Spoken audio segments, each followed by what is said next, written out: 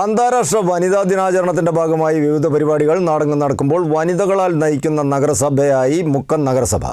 മുക്കം നഗരസഭയിൽ 18 വനിതാ കൗൺസിലർമാർക്ക് പുറമെ പ്രധാന പോസ്റ്റുകളിലുള്ള 12 പേരും വനിതകളാണ്.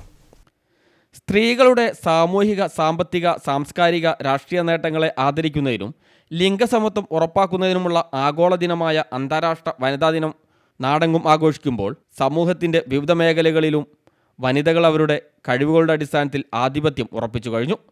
മുക്കം നഗരസഭയിൽ ഇത്തവണ സമസ്ത മേഖലയെയും നയിക്കുന്നത് ഒരു പറ്റം വനിതകളാണെന്ന പ്രത്യേകതയുമുണ്ട്. നഗരസഭാ ചെയർപേഴ്സൺ അഡ്വക്കേറ്റ് കെ.പി. ചാന്ദിനി ഭരണസാരഥ്യമരുളുമ്പോൾ 5 സ്റ്റാൻഡിംഗ് കമ്മിറ്റികളിൽ 3ൻ്റെയും അധ്യക്ഷ സ്ഥാനവും വനിതകൾക്കാണ്.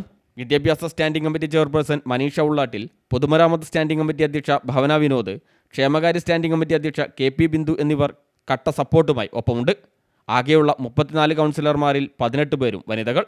ഇതിനെല്ലാം പുറമെ വിവിധ വകുപ്പ് മേധാവികളായ Mukkam CHC medical officer doctor Roopa, കൃഷി officer Tincy Tom, veterinary medical officer Mridula, homeo doctor Biji, Ayurveda officer doctor Shameeka, wellness സെൻ്ററിലെ doctor Anju, Dhanisha, ICDS supervisor Farsana, നഗരസഭ engineer Safeeda, dairy extension officer Fida, വിദ്യാഭ്യാസ നിർവഹണ officer MK Haseela, RI Dhanya എന്നിവരും വനിതകളാണ്.